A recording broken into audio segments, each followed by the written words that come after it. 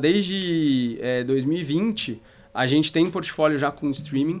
Antes, todo mundo apostava lá nos SVAs, atendimento diferenciado, tá? A gente sempre falou, não, cara, eu preciso oferecer, a minha proposta de valor para o meu cliente precisa de fato ser tangível para ele. E muito apoiado nos serviços digitais e principalmente nos streamings. E aí, ao longo do tempo, a gente foi indo. Hoje a gente tem parceria com todo mundo e a gente foi pioneiro em muitas das parcerias que a gente fez com os streamings. Isso é super importante. Hoje...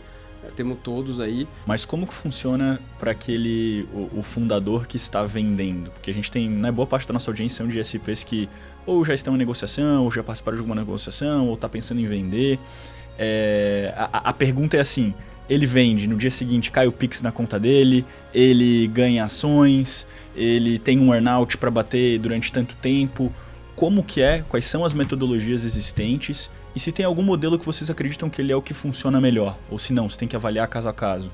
Não adianta nada eu oferecer um produto de R$100 para alguém que pode pagar meu produto premium, pode pagar um mesh, pode pagar lá 2, 3 streamings. Esse cara, ele não vai ficar satisfeito com esse produto de R$100. E também eu não posso oferecer um produto lá premium para quem não tem o budget, que aí eu vou ativar e depois ele vai churnear.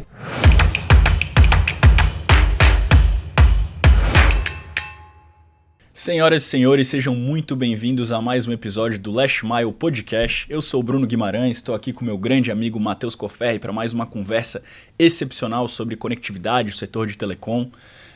Para você que está nos assistindo aí, não esqueça de se inscrever no canal, ativar o sininho, já dá um like no vídeo, comenta, compartilha com os amigos. Não custa nada, né, Cofferri? A gente sempre fala isso e nos ajuda a entregar cada vez mais conteúdos de qualidade, seja aí no seu YouTube ou no seu Spotify. Também quero começar agradecendo, como sempre, aos nossos patrocinadores, ConnectWay, Skilo, Eletronet, Chip, Wi-Fi e Watch, e também o nosso apoiador institucional, a Brint, que aí faz o maior evento de provedores de internet do mundo, né, Cofferri? E que logo em breve a gente vai ter a Brint Nordeste lá para conectar com todo mundo que está sempre nos assistindo. Bom, dito isso agora, sem mais delongas, vou passar aqui para o Cofferri apresentar o nosso convidado de hoje, que é um tema que, assim... Não adianta, né, Cofferri? É um dos principais temas do mercado. Não tem pra onde correr, né, Bruno? Esse tema aí é o tema mais pedido, é o que a galera mais gosta de assistir. Parece que é o tema aí que o setor de telecom também sempre teve, parece que alguma dor ou algum interesse especial por esse tema. E a gente trouxe aqui um especialista, um cara que ajudou a montar aí desde o começo uma das maiores PPPs do Brasil, né, atualmente. Então a gente está muito feliz de estar recebendo ele aqui. Ele veio até Floripa. Antes disso, né, agradecer novamente a nossa audiência, a todos os nossos patrocinadores, a Brint pelo apoio institucional. Estaremos no Brint Nordeste como podcast oficial do evento aí no final do ano. Então, a nossa audiência aí que nos encontra por lá, vamos bater um papo, tomar um café, quando der tempo, né? No intervalo das entrevistas. Mas agora, sem mais delongas também, a gente está aqui hoje com o Flávio Rossini, ele que é o diretor de assuntos corporativos da Vero. Obrigado aí, Flávio, por vir até Floripa aí num dia chuvoso, né? Para bater esse papo com a gente. E com certeza aí temos um roteiro completo, que vai faltar hora aí já vamos avisar a audiência que vai faltar tempo, porque é muita pergunta e com certeza o Flávio vai trocar muita ideia boa com a gente. Boa. Obrigado, prazer estar aqui. Obrigado, Bruno. Obrigado, Matheus. Acompanho vocês aí desde o começo. Legal. Queria dar os parabéns. Até estava falando pro Bruno, o episódio com o Baigorre lá junto com o Market Makers também foi muito legal. Eu sigo os dois podcasts, então foi muito legal ver que vocês conseguiram se conectar. Parabéns, trabalho sensacional que vocês estão fazendo e acho que é muito legal porque essa troca, né? Acho que vocês estão conseguindo trazer uma presença qualificada aqui e trocando conhecimento com a audiência. Então, vejo aí que vocês estão mandando muito bem e parabéns de novo aí pela iniciativa. Obrigado, Flávio. Muito obrigado. Prazer te ter aqui com a gente. Né? É muito bom ouvir isso, assim, porque realmente é o que nos move aqui, nos faz trazer essas entrevistas cada vez mais e trazer esses grandes nomes, né? Eu sempre falo a mais alta prateleira do setor aí, que é o que a nossa audiência gosta de ouvir e os temas principais do setor. Se fosse só gravar episódio, a gente tava feito, não tinha que trabalhar, né? Melhor emprego do mundo, né? Mas, Flávio, vamos lá, vamos começar. Eu queria entender um pouquinho quem é o Flávio, na verdade, né? Como começou, já era previsto estar no setor de telecom, não era? Como que foi o teu começo da tua trajetória, formação? Queria entender um pouquinho aí quem é a pessoa Flávio, o CPF Flávio, pra gente começar esse bate-papo. O Flávio, apesar de ter nascido em São Paulo, é um garoto do interior, minha família é do interior de São Paulo. Meu pai é de Barretos, minha mãe é de uma cidadezinha pequena que chama Taiaçu. E passei muito da minha infância lá e aprendi muito lá, com os pais, avós. Desde sempre ali vendo o valor do trabalho, né, o valor do empreendedorismo. Eu nunca esqueço, meu avô, quando eu era pequeno, a gente tinha 6 anos, eu e um primo meu, a gente passava férias lá em Itaiaçu. Meu avô era dono de um posto de gasolina. E ele convidou a gente para trabalhar no posto. 6 anos, ele abriu uma conta no Bradesco e depositou lá. Na época, nem era real, era outra, era um cruzeiro, sei lá o que era. E a gente passou as férias trabalhando. A gente, óbvio, não ficava na bomba de combustível nem nada, mas meu avô tinha uma folha A3 que ele ia anotando todas as vendas de gasolina, diesel e tal. E a gente ficava lá, eu e meu primo ali circulando. Então, desde o começo a gente viu que, na vida pra você crescer, pra você chegar onde você quer, é por meio do trabalho. Então, uns exemplos aí de família, meu pai, minha mãe, uma infância assim, muito contida. Pai engenheiro, mãe médica. Eu fui virar advogado, né? E aí, indo lá com a formação, eu acabei virando advogado. E fui para esse lado do direito por conta também de uma pessoa da família, que é um tio meu que começou a carreira ali, foi promotor, começou como escrivão, delegado, promotor, procurador de justiça. E eu sempre via, ele ia buscar a gente na escola, tal, você via aquele mundo do direito lá, ele sempre carregando na época aqueles processos, tal. E às vezes no centro lá, ele trabalhava no centro de São Paulo, no fórum, às vezes ia lá nas férias visitar também. Então acho que foi essa uma influência, mas muito isso, uma influência de profissionais liberais que fizeram a sua vida, saíram do interior e foram para a capital, buscaram o seu lugar ao sol e acho que deram um exemplo para mim, seja para os meus primos. Então acho que é muito isso. Eu estudei num colégio lá de São Paulo, um colégio católico de freira, tal. Então é engraçado você contar essa infância. Era um colégio de freira. Meus filhos hoje estão lá no mesmo colégio, então é engraçado. Eu moro no mesmo bairro, meus filhos estão lá. Acho que tem também um componente dessa educação que eu levo para frente, que aí gera a formação do caráter, né? Acho que é super importante. E eu acabei, na parte lá de formação mesmo acadêmica, quando prestei vestibular, eu fiz duas faculdades.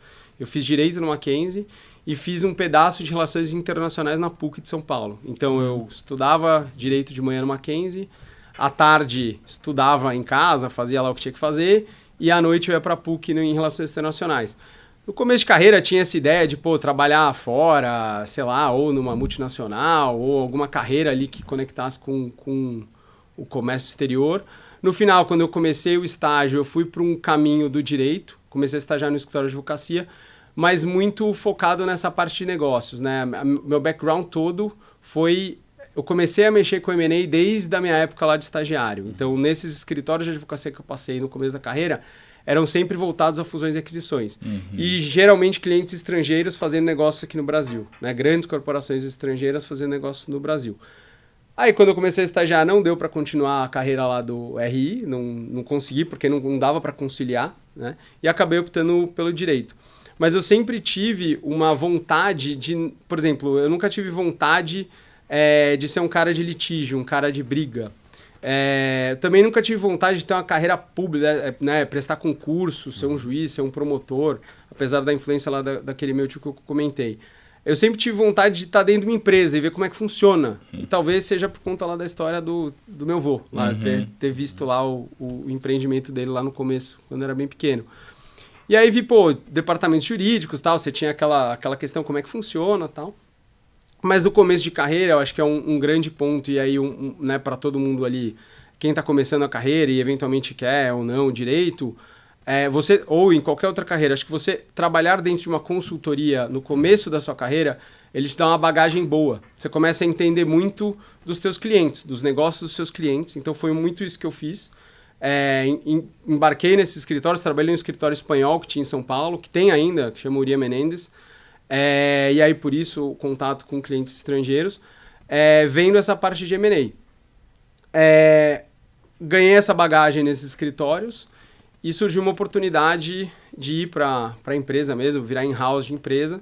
E aí eu comecei a minha carreira dentro de empresa e foi onde eu estou até hoje. Aprendi muito em todas as minhas passagens, gosto muito de estar dentro do negócio. E acho que a convivência com as outras áreas, em especial as áreas de negócio, te formam e aí permitiram, inclusive, que eu exerça essa função que eu exerço hoje na Vero. Porque eu sempre fui um cara próximo do negócio, e dentro da Vero me deram a oportunidade de sair dessa caixinha que era só lá o direito e fazer várias outras coisas que estou fazendo hoje. Então, mais ou menos isso. Antes de Vero, eu passei por Braskem, por Amazon, por BRF e pela OAS. E aí cheguei lá na Vero por conta, né, de um conhecido que tinha trabalhava na 20. Me apresentou ao Fabiano, falou, o Fabiano tá precisando de alguém que talvez esteja o seu perfil. Aí fui entrevistado, passei por todo o processo lá com o Fabiano e aí deu certo. Eu lembro que esse meu amigo da 20, que agora nem tá mais na 20, tá em outro fundo, tá na Advent, ele falou assim, cara, fica tranquilo, regulatório de telecom, pô, senta aí uma tarde, você vem aqui no escritório, eu te explico como é que é, cara, pô, banda larga, vambora, desse aí você não se preocupa. Aí eu brinco, eu falei, pô, essa é uma das tardes mais longas da minha vida, né, que eu tô até hoje aprendendo o que é, o que não é. Então, desculpa aí, talvez eu tenha sido um pouco extenso no meu primeiro comentário, mas só para dar esse contexto. O tributário é fácil de telecom, não tem muita coisa para aprender, né, Flávio? Tranquilo, né? Mas, ô Flávio, e conta pra gente, assim, como que foi esse teu início na Vero? Porque, na verdade, a Vero não era já uma empresa estabelecida, que já tinha vários clientes ou um time estruturado, né? Acho que tu chegou desde o início, fez parte dessa construção. Como que era a tese lá atrás? Como que foi esse dia a dia? Que eu entendo que ao mesmo tempo foi tu aprender um pouco sobre esse setor de telecom e também trazer essa tua bagagem, né? Então conta pra gente como que isso se deu ao longo dos anos. Legal. Pô, a Vero, eu falo, foi a oportunidade da minha vida, né? Eu acho que eu consegui, como eu falei, sair de uma caixinha e abrir o meu leque de atuação para várias outras. E aí com isso alavancar a própria carreira, o próprio desenvolvimento profissional. Sou muito grato ao Fabiano e aos colegas da 20 de terem me dado essa oportunidade. E chegando na Vero, era o Flávio e mais um advogado. Era isso que tinha na Vero. A Vero, ela se originou, para quem não sabe, né, da aquisição de 8 provedores de Minas Gerais. Então, a 20, quando decidiu por apostar nessa tese, ela foi... O primeiro funcionário da Vero foi o próprio Fabiano. Né? A 20 contratou o Fabiano, inclusive, antes de fazer o investimento, quando eles ainda estavam fazendo a prospecção dos investimentos. O Fabiano apoiou também nessa tese. Uma vez fechado o negócio em janeiro de 19, aí sim começa a Vero com 8 provedores de Minas Gerais, que na época tinham 130 mil acessos. Só que eu acho que é um pouco que o Bruno falou. Eram 8 provedores, com suas dinâmicas, suas culturas, seus processos. Então, realmente, a gente estava construindo uma empresa do zero lá. Né? Eu entrei logo em seguida, entrei um pouquinho depois do fechamento. Antes, né, nem existia a marca Vero. A marca Vero se originou desse processo de integração lá atrás, né? Muito por conta aí do... cultura e marca, o Fabiano tinha um driver muito claro, sempre deu esse driver muito claro. Se a gente não tiver uma cultura que ela reverta em marca, a gente não vai conseguir integrar os ativos. Aí, o Fabiano ali contratou uma consultoria na época, fez todo um trabalho de mercado e junto com os acionistas, clientes, funcionários. E aí chegamos nesse nome, que é um nome forte, é um nome que fala Vero, verdade, né? Vem do latim.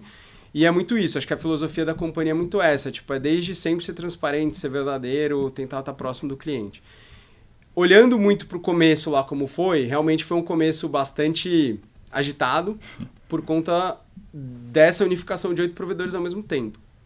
O Fabiano foi ao mercado, trouxe outros, né, executivos para compor ali com ele a liderança da companhia, mas o layer abaixo desses executivos veio todo das empresas que foram adquiridas. Então, gerentes, especialistas, né, e aí, óbvio, o time também que faz o contato direto com o cliente, todos eles foram preservados ali das empresas e, óbvio, ao longo do tempo, quando você vai fazendo a integração, cada um toma o seu rumo. As pessoas que se adequam à nova cultura, continuam.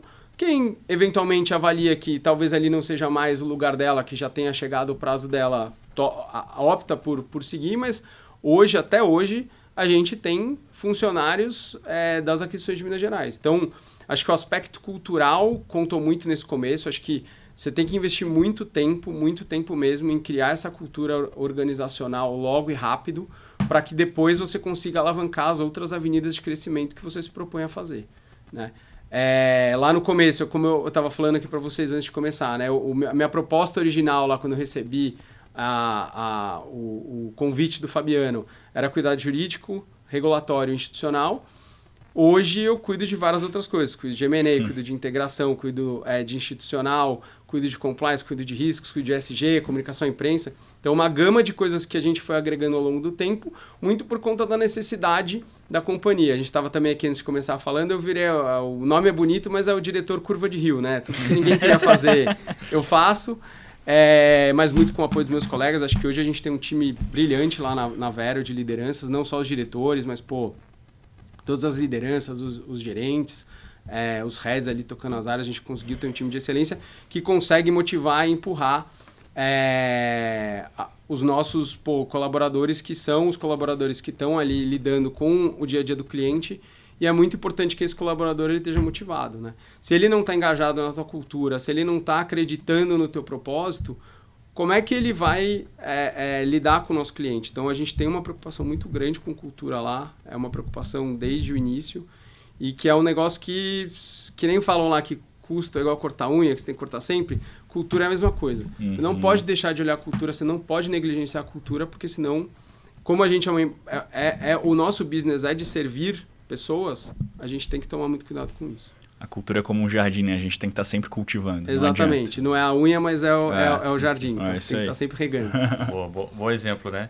E logo em 2019, ali, quando você entrou, né, no comecinho ali de todas as operações, a gente falou também, curiosamente, com o Garchet também, ele contou um pouquinho da história do começo, o Fabiano, e a gente vai cruzando, né, os assuntos e as perspectivas. O Garchet, a gente brincava, né? O Garchet estava lá com a gente até pouco tempo, e ele falava, não, porque eu sou o funcionário 02 e tal. Aí eu falei, Garchet, agora eu tomei teu posto, agora eu sou o mais antigo. Né? Apesar de ser o mais novo lá dos liderados do Fabiano, eu sou o mais antigo de Vero.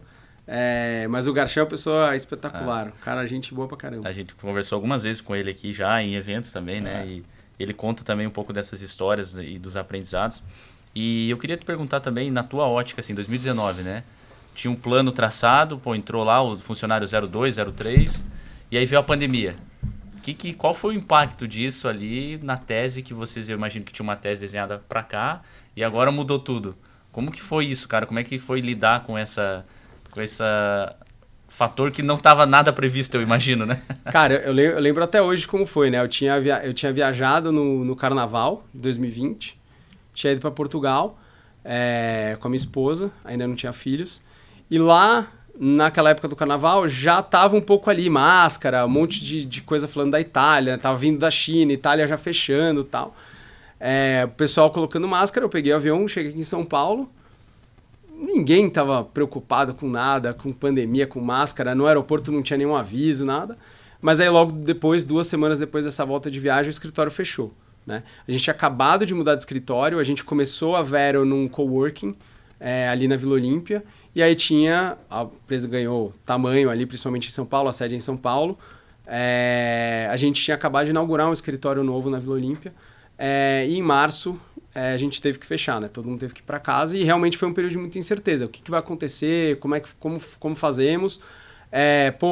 E aí, não para? Não podemos parar. A gente é serviço essencial, tal. Então teve aquele momento ali de comitê de crise, a gente se reunia todo dia, final do dia, time de operações, time comercial contando como é que tinha sido a dinâmica e a gente tomando as ações. Às vezes prefeito fechando cidade. Mas peraí, não, tem um ofício lá da Anatel, pega lá, mostra pro prefeito. Não, o cara tem que continuar subindo no poste. Então, você tinha desde desses problemas mais cotidianos até a grande questão. A tese, a gente vai continuar crescendo, eu vou continuar fazendo deployment de crescimento orgânico, eu vou continuar adquirindo. Acho que depois ali de 1-2 meses que as coisas se estabilizaram, que a gente viu que a nossa operação, o nosso negócio ia ser cada vez mais essencial nesse período de reclusão, vamos chamar assim. E aí a gente acabou acelerando. Né? Ao invés de uma pandemia frear, a pandemia acabou fazendo com que a gente acelerasse principalmente as teses de aquisições, tanto que a gente fez a primeira aquisição pós integração dos 8 lá, que foi em Santa Catarina e Rio Grande do Sul, a MK e a Click, já no meio de 2020.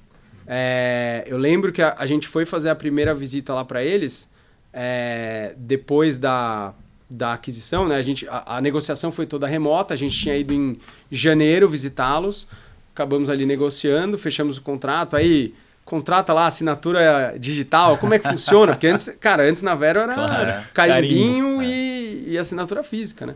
Então eu lembro que eu abri uma conta lá não vou fazer merchan, mas abri numa dessas plataformas, eu abri na física, eu paguei com o meu cartão de crédito para poder assinar, né? Mas a gente foi na primeira visita lá, os aviões ainda, a fileira do meio, os assentos do meio, eles estavam bloqueados. Você ou viajava na janela ou no corredor. O aeroporto de Guarulhos, na televisão, você tinha... Era uma folha de televisão dos voos que tinha, não tinha aquele... E o aeroporto parecia aquele filme de pós-guerra, o mundo devastado. Tudo fechado, aeroporto vazio, só a operação mesmo de avião ali, não tinha loja, não tinha nada aberto. E a gente viu que deu certo. Óbvio, fizemos a visita com todo cuidado, máscara, distanciamento, tal. E a gente viu que deu certo e aí continuamos a nossa tese ali de aquisições. Aí depois foi a INB logo em setembro, outubro. E aí depois as outras que sucederam aí de 21 para frente até chegar lá em 23 na Americanet, na fusão com a Americanet. Que aí não foi uma aquisição, foi uma fusão, que é um pouco diferente do que uma aquisição pura e simples. E aí no M&A você tem vários modelos, né? E aí o mercado, ele praticou e pratica até hoje diversas modalidades. E eu acho que eu não sei se a audiência conhece um pouco disso. Não sei se vocês acham que vale a pena. Aprofundar, com certeza. Pode. A gente falando aqui, eu lembrei disso. A Vero sempre teve a tese, aí muito por conta do que eu falei de cultura, marca, propósito e unificação das coisas. A gente teve sempre a tese de que, eu tenho que adquirir a entidade como um todo, né? É importante eu adquirir a entidade como um todo, porque aí eu adquiro a entidade como um todo, ou vulgo CNPJ, e aí eu herdo todas as relações que esse CNPJ tem. Então, as relações com os fornecedores, as relações com os clientes, as relações com as companhias elétricas por conta do poste. E aí, ao longo do trabalho de integração, eu acabo por incorporar, de fato, essa empresa dentro da nave-mãe, que era a Vero. E aí eu troco a fatura, eu comunico a nova marca, eu faço um trabalho um pouco mais gradual. Mas no primeiro momento, a gente chega e fala, não, continua sendo a marca X, que agora faz parte do Grupo Vero. E aí, ao longo do tempo, você vai aculturando esse cliente de que a marca vai mudar, né? Óbvio, quando você compra alguém, os concorrentes, naturalmente, o pessoal do comercial vai lá, não, olha, agora não é mais o cara, agora é um outro cara grande aí e tal. Agora né? ficou ruim. Então, a gente tinha lá todo um plano de comunicação, aí tem todo um playbook de integração que a gente desenvolveu, né? Então, tem várias atividades que, são iguais para as aquisições, aí, obviamente, tem uma outra aquisição que muda alguma coisa, mas o playbook, ele é padrão. Então, entra, comunica, faz um novo portfólio de produtos, porque aí você consegue mostrar para o seu cliente, olha, é novidade, mudou, estou oferecendo mais coisas. Então, desde sempre a gente foi pioneiro nessa parte de serviço. A gente está chamando hoje de hub digital, serviços digitais, mas desde o começo lá, desde 2020, a gente tem portfólio já com streaming. Antes, todo mundo apostava lá nos SVAs, atendimento diferenciado, a gente sempre falou, não, cara, eu preciso oferecer, a minha proposta de valor para o meu cliente precisa de fato ser tangível para ele. E muito apoiado nos serviços digitais e principalmente nos streamings, né? E aí, ao longo do tempo, a gente foi indo. Hoje a gente tem parceria com todo mundo e a gente foi pioneiro em muitas das parcerias que a gente fez com os streamings. Isso é super importante, né? Hoje temos todos aí, mas a gente foi, YouTube, por exemplo, o Vero foi pioneira. Globoplay, fomos os pioneiros com eles também, tirando, né, os incumbentes, na parte dos ISPs a gente tem uma parceria. Então, sempre muito com essa cabeça. E aí, voltando lá à modalidade, quando compra a entidade é muito mais fácil. Então, os postes, eu abre aspas, eu herdo, aí eu vou lá com a elétrica e falo, olha, eu comprei essa empresa, agora é Vero, vamos unificar os contratos, não vamos, como que funciona? Outros players têm uma cabeça um pouco diferente, que não, eu vou comprar a carteira, eu vou comprar a infra, ou eu vou alugar a infra, tem muita gente que faz isso, né? Aluga a infra, compra a carteira de clientes e faz um tombamento no dia do fechamento, tomba esses clientes para sua base. É um modelo válido? Acho que tem gente executando com maestria também, mas para nós, na nossa visão, no nosso playbook, a gente sempre entendeu que era melhor fazer esse trabalho um pouco mais gradual, até para os clientes entenderem que tinha essa transição, né? Colaborador, a mesma coisa, né? Você já herda os colaboradores e aí você tem mais tempo de entender como é que funciona essa nova organização. Mas, óbvio, cada um faz da forma que entende, da tese mais adequada. E a aquisição das entidades também tem um fator tributário relevante, que você gera um ágio, né? Você gera um goodwill ali que depois você pode ser aproveitado quando você incorpora ela de fato ali na Vero, ou na adquirente. Né? Então, é um pouco... Você vê várias pessoas atuando de forma diferente. E tem também outro modelo, eu vou comprar o controle e vou deixar o fundador lá, ou eu vou comprar tudo? Né? Teve gente que fez apostou nessas teses, que também são válidas, só que aí talvez conflite com aquilo que a gente estava falando de cultura única e marca única. Né? Porque se eventualmente você deixa o fundador cuidando de uma determinada região, o colaborador, talvez ele entenda que ainda o fundador, que é quem ali está no dia a dia, mas o fundador às vezes está exercendo outra função. E tem fundadores que exerceram papéis super relevantes e continuam exercendo papéis super relevantes em outros grupos. Eu acho que a única coisa é a gente ter esse cuidado de, a função do fundador às vezes muda e o colaborador às vezes não entende. Então, acho que tem que tomar essa atenção. Mas, de novo, também é um modelo válido, principalmente se você tem uma atuação nacional. Se você escolher lá suas cabeças de ponte, pode funcionar. Né? Você, vou ter uma no Nordeste, outra no Sul, outra no Sudeste, outra no Centro-Oeste. Mas você tem o desafio cultural que tem que ser observado. Ô Flávio, eu queria te questionar, assim, não precisa obviamente entrar em detalhes de operações que vocês já realizaram na Vero, mas como que funciona para o fundador que está vendendo? Porque a gente tem, boa parte da nossa audiência são de SPs que ou já estão em negociação, ou já participaram de alguma negociação, ou está pensando em vender. A pergunta é assim, ele vende, no dia seguinte cai o Pix na conta dele, ele ganha ações, ele tem um earn-out para bater durante tanto tempo. Como que quais são as metodologias existentes e se tem algum modelo que vocês acreditam que ele é o que funciona melhor, ou se não, você tem que avaliar caso a caso. Tá. Eu acho que tem, como você falou, tem esses vários modelos. O nosso, como eu estava falando, a gente faz, né? Você tem a assinatura do contrato. Então, não necessariamente a assinatura do contrato é o fechamento, principalmente porque às vezes você tem CAD, Anatel, geralmente operações de maior porte, você precisa ir aos reguladores pedir autorização. Você também tem algumas outras providências mais burocráticas ali, que eventualmente você precisa resolver antes de fechar. Aí, uma vez resolvidas essas pendências, você faz o que a gente chama lá de fechamento, assina lá um papel, olha, confirmo tudo, tá tudo certo, tô passando a chave. É nesse momento que se faz o primeiro pagamento. A gente lá opta, até por uma questão ali de proteção e contingências, indenização, de fazer um pagamento faseado. Então, eu faço uma parcela na largada, a hora que eu assumo a operação, e depois eu vou parcelando conforme o nível que a gente identifica de contingências na diligência. Então, esses pagamentos lá, eles vão acontecendo conforme as contingências não se materializam. Se a contingência se materializa, aí a gente segura e espera ver o que ela dá. E lá na frente ele recebe. Se deu nada, ele vai receber. Se eventualmente gerou uma perda para a companhia, aí esse dinheiro que ia para o comprador vai para pagar a contingência. Né? Não é que fica comigo, né? Eu vou pagar lá o que foi. E quando você tem operações em que o fundador... Aí nesse caso o fundador não fica. O fundador pega o Pix dele e aí ele vai investir em outro lugar ou vai curtir a vida em algum outro lugar, ou enfim, cada um toma lá a sua... E geralmente isso demora o quê? Demora 1 ano, pode ser mais? Ou qual que é o prazo até desse vencimento das contingências, né? Enfim, se a gente for considerar as tributárias, são 5 anos. 5 anos. A gente tenta ali fazer esse faseamento, porque nesse mercado, como você falou, a gente falou no começo, acho que o tributário é o maior desafio, né? Acho que é o maior desafio para os empreendedores ali.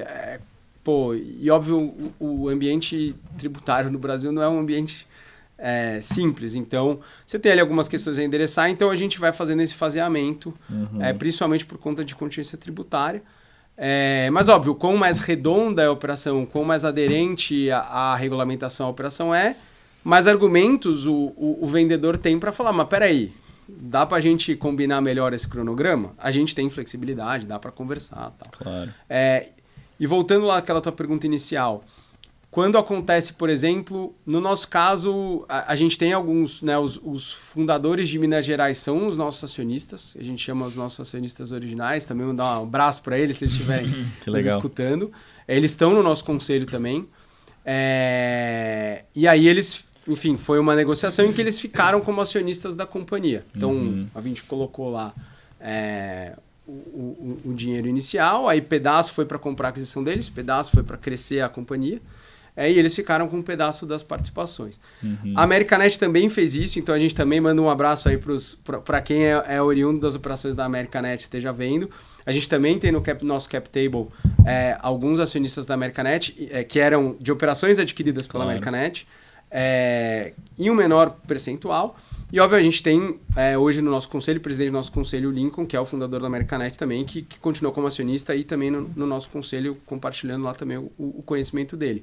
Então, acho que a gente consegue, mas como eu estava falando no começo, a gente optou pelos os fundadores, com algumas exceções lá na Vero, eles mesmos entenderam que era melhor eles assumirem o papel de acionistas e não ficarem na operação, porque eles conseguem contribuir via conselho. Claro. E a gente tem um layer de executivos, que aí trouxe executivos do mercado, ou trouxe ou a galera que já estava nas companhias executando o dia a dia.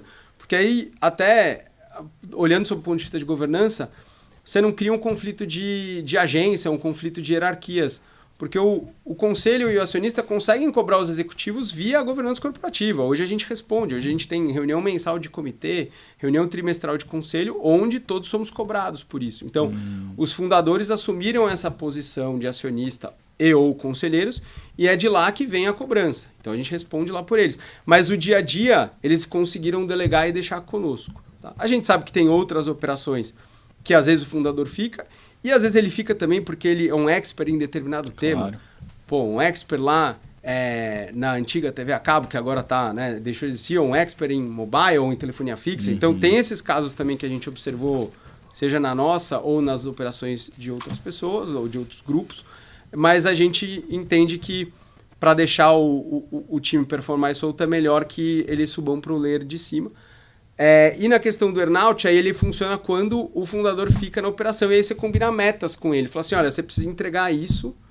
Ou ele pode ficar tocando o negócio por um todo. Aí fica um perfil mais de um investimento financeiro. E o fundador continua lá tocando e ganha o earnout.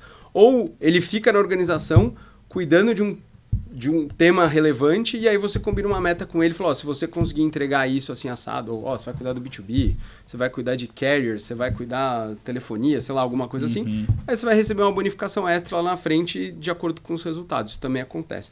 E por fim, como você falou, acho que um outro formato que quem está escutando pode também avaliar, e acho que o mercado tem proposto cada vez mais, alguns grupos vêm fazendo isso muito ultimamente, e é um meio legal também de acontecer, quando há a troca de participações, né? Então, o fundador ele fala, pô, beleza, eu quero fazer parte de um grupo maior e eu vou trocar ações com esse grupo maior. Aí ele vira acionista, aí ele pode negociar se ele quer um conselho, não, etc., mas ele vira acionista e a operação dele passa a fazer parte de um grupo maior.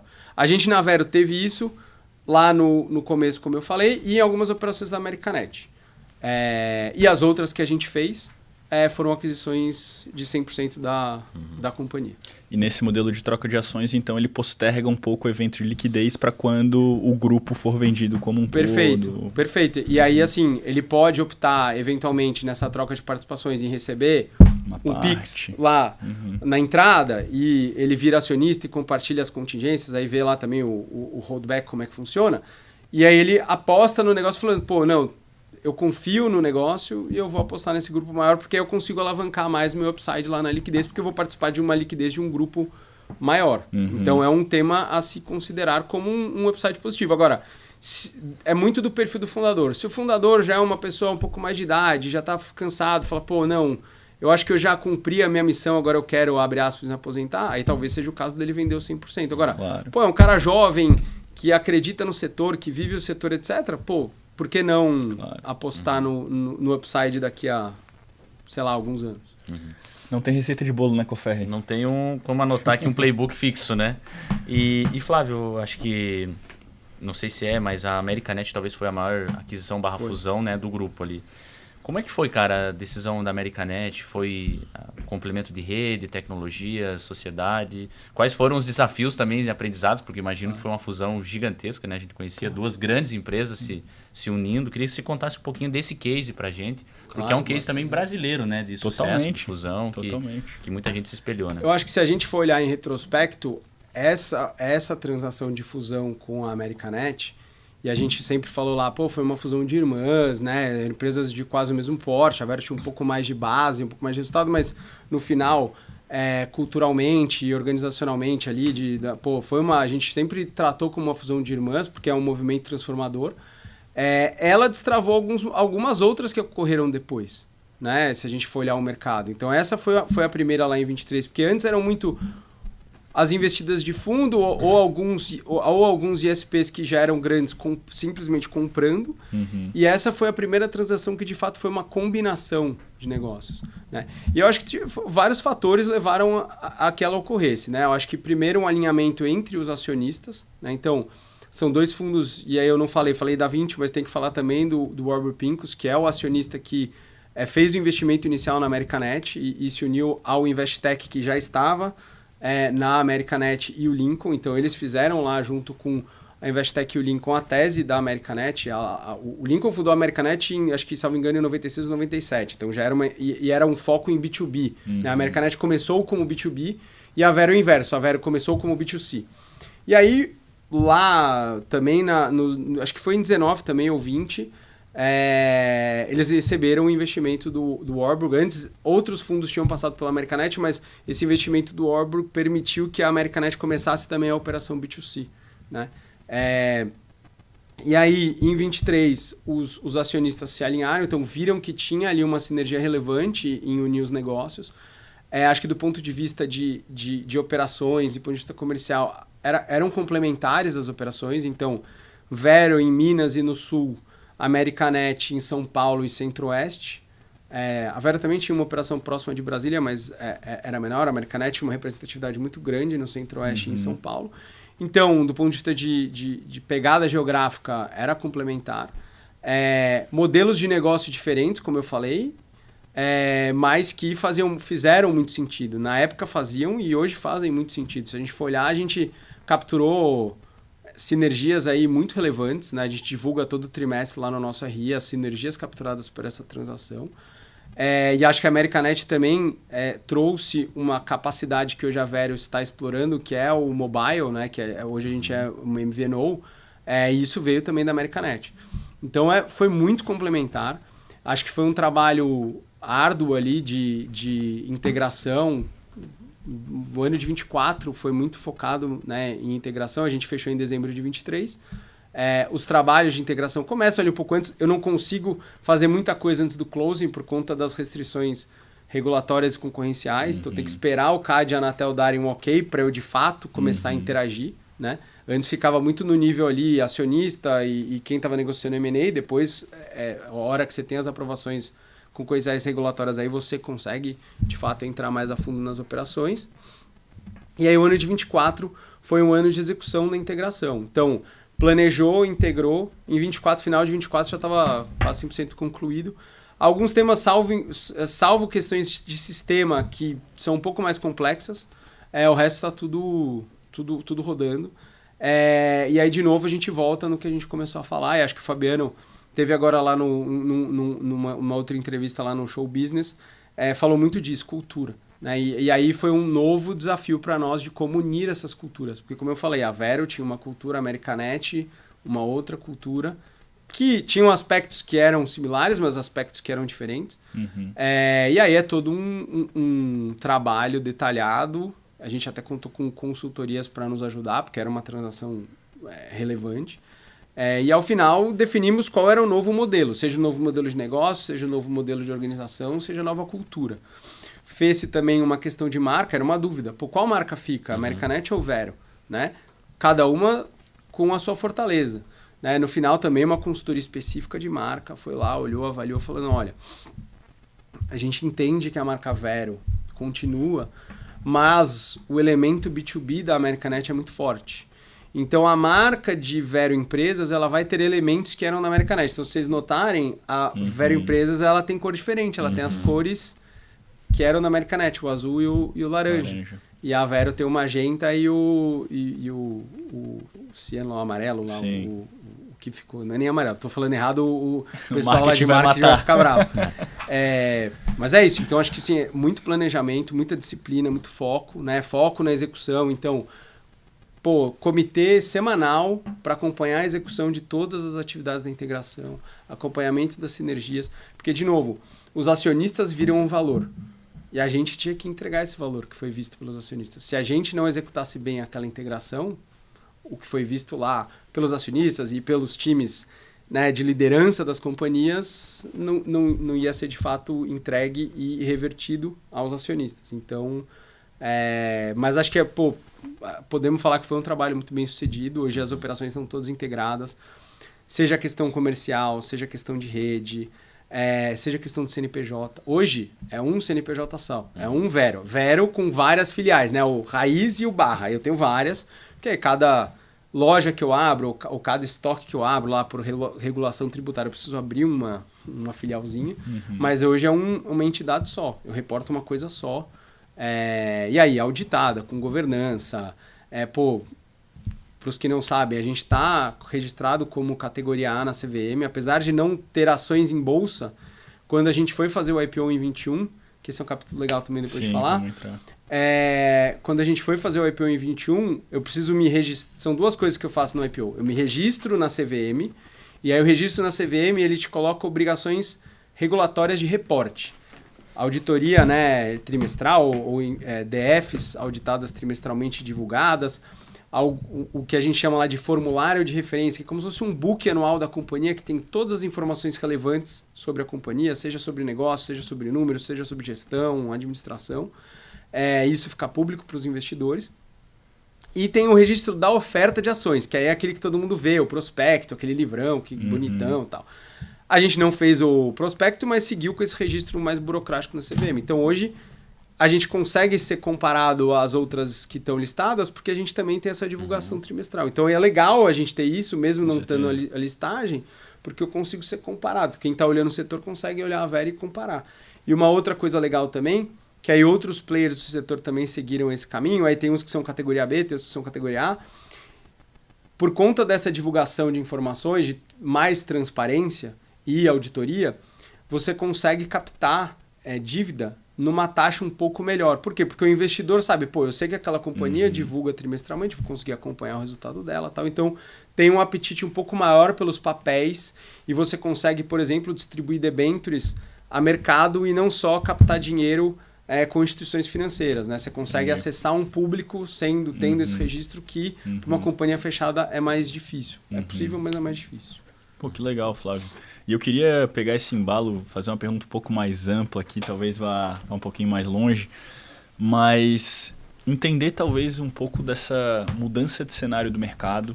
Lá, logo após a pandemia, a gente sabe que teve algumas empresas e ISPs regionais que tiveram abertura de capital na Bolsa, né? Foi uma janela pequena que a gente teve ali no Brasil. Imaginar, né, a taxa de juros ela começou a subir naquele período, imaginou que ela ia estacionar ali para uns 10 ou para uns 8, ela está em quase 15 agora e já está estacionada aqui há bastante tempo. Não se sabe o que vai acontecer macroeconomicamente falando aí pelos próximos 4 anos, a gente está com uma eleição ali muito próxima, a gente sabe que esse tema impacta muito o mercado. E eu queria te questionar muito relacionado a isso, assim, se o cenário macroeconômico fez vocês revisitarem alguma coisa da estratégia de vocês, né? Porque querendo ou não deve ter postergado um pouco esse evento de liquidez, seja uma abertura de capital, enfim. A gente já viu movimentos agora, por exemplo, da própria Claro fazendo aquisição da Desktop, né? A gente tem movimentos também relevantes de fusão, aquisição, mas uma Brasil Tecpar agora fazendo aquisição de uma Liga, que também é uma operação super, super grande. Lógico, não precisa entrar em detalhes, mas diante do que tu pode falar, será que a gente vai ver mais fusões de tamanhos relevantes no mercado, onde esses ISPs regionais vão começar a se juntar? Será que a gente vai ver mais aquisições de operadoras, operações de capital fechado e não ver talvez essas empresas chegarem tanto na bolsa? Será que esses players maiores ali de 100 mil, 200 mil assinantes vão começar a ser adquiridos por aqueles que já passaram de 1 milhão? Como é que tá essa dança das cadeiras do mercado? O que tu projeta dentro do que tu podes falar, que vocês escutem lá na Vero? E o quanto que esse cenário macroeconômico impacta na tomada de decisão do dia a dia? Que acho que até esse cara que tem ali 100, 50 mil, 20 mil assinantes, o quanto que ele tem que estar olhando para os juros de modo geral, né? Perfeito. Cara, eu acho que é isso. A gente não fez o IPO por uma janela, né? A gente ficou para a janela seguinte do que os outros players fizeram.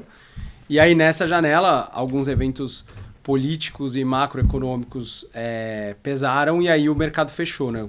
A gente fala o mercado fechou, os investidores que estavam colocando dinheiro no mercado de capitais, de fato, de ações, eles falaram, não, acho que agora esse momento eu não quero correr esse risco, eu prefiro eventualmente colocar meu dinheiro em outros investimentos, como dívida ou etc. Aí a gente vem aí tem um longo jejum desse mercado de IPO, salvo engano, a gente teve da Compass, se não me engano. O da Compass foi o único, né? E era esse da Compass é um porte gigante e tal. Então, o ano de 21 foi um ano muito atípico por conta do que você falou da taxa de juros estar muito baixa. Então, naturalmente, esse investidor que está com dinheiro, ele precisa alocar o capital dele onde dá mais retorno. Ele falando, a taxa de juros lá a 2, ele falou, cara, vou colocar no mercado de ações. E isso aconteceu, inclusive, com as pessoas físicas. Muitas pessoas físicas foram lá, colocaram dinheiro no mercado de ações e tal, depois o mercado andou de lado. Só para contextualizar, porque não é só uma coisa de investidor institucional, isso aconteceu também no mercado de físicas. O juro começou a subir, como você falou, e aí fecha-se o mercado porque o investidor fala, não, agora eu vou voltar a colocar em dívida, não vale mais a pena colocar em ações. Hoje esse cenário de juros, ele sim é um desafio, porque hoje qualquer pessoa, ela faz, né, tem que fazer conta. Como a gente na pessoa física faz conta, a gente na empresa também faz conta. Fala assim, cara, peraí, o dinheiro está mais escasso, está mais caro. Para eu fazer uma movimentação de M&A aqui, eu preciso ser muito assertivo. A minha avaliação sobre aquela empresa tem que estar muito certa e no preço certo para que ela me dê o retorno esperado. Se eu errar no preço, eu não entrego o que o meu acionista espera. Então, hoje, acho que o recado acho que precisa ficar, assim, não é que os M&As não estão acontecendo. Eles podem acontecer se forem no preço certo. Principalmente quem está ali nas operações menores, os provedores ali menores, tem que olhar um pouco dessa questão, como o juro impacta o ânimo de quem está com capital em fazer esse investimento. Né? Sobre o contexto macro, acho que apesar do cenário aí de juros estar um pouco impactado, acho que muito aconteceu nessa questão de fundir operações, de combinar negócios, porque aí tem menos dinheiro na mesa. Você combina operações, aposta que essa operação vai continuar crescendo e lá na frente vai evento de liquidez, que aí vai remunerar esse negócio maior. Então acho que pode ser uma tendência dos negócios, e aí acho que é um pouco dos provedores se conscientizarem que talvez a troca de ações seja um movimento para eles avaliarem como uma saída, né? Se eles quiserem de fato sair do negócio, porque às vezes tem gente que não quer continuar lá, claro. Mas óbvio, aí a concorrência está cada vez maior, então acho que tem que ser ponderado. Então o caminho da combinação com troca de ações é um caminho, porque não necessariamente você precisa ter que colocar tudo em dinheiro à vista ou ali no closing. E é um cenário que vai se consolidar. Você vê aí, por exemplo, até a própria Anatel falando, né? O Baigor fala muito isso, né? Que o mercado, tá em plena competição na banda larga. Sim. Talvez, né? Então, é um mercado que tem uma dispersão muito grande. Tem a questão lá da informalidade, que tem muita gente batendo também, que isso também afeta um pouco a concorrência. Então, acho que agora o mercado ele foi para um extremo, o pêndulo volta um pouco. E eu acho que sim, na minha leitura, o que a gente discute é assim, vão acontecer algumas transações e acho que pode acontecer de tudo, cara. Eu acho que IPO, acho que o cenário macro ainda não vai permitir e ano que vem também não vejo como muito isso acontecer, mas de novo, as coisas mudam muito dinamicamente. Muito binário também o cenário, né? Às vezes, no começo do ano não começou a ter um papinho lá, talvez abra, peraí, vamos lá. É verdade. Então, assim, tem que ficar de olho. Estrangeiro, né? Tem que ficar de olho. Mas não é um cenário base. Uma nova fusão com outro player, pode ser, não sei. Hoje não tem nada na mesa, hoje não tem nada acontecendo, mas eu acho que não tem só um modelo. Antes era um modelo todo mundo comprando. Não, eu vou comprar para ficar maior. Hoje não, hoje está todo mundo olhando. Alguns ainda estão executando, principalmente quem recebeu um investimento mais tardio, então ainda está fazendo o deployment do investimento que recebeu. E, cara, e aí veio, né, quando ninguém esperava, veio uma transação um pouco maior, um pouco mais disruptiva, que foi a que você mencionou, e que, cara, sei lá o que pode acontecer. Assim, eu não vejo...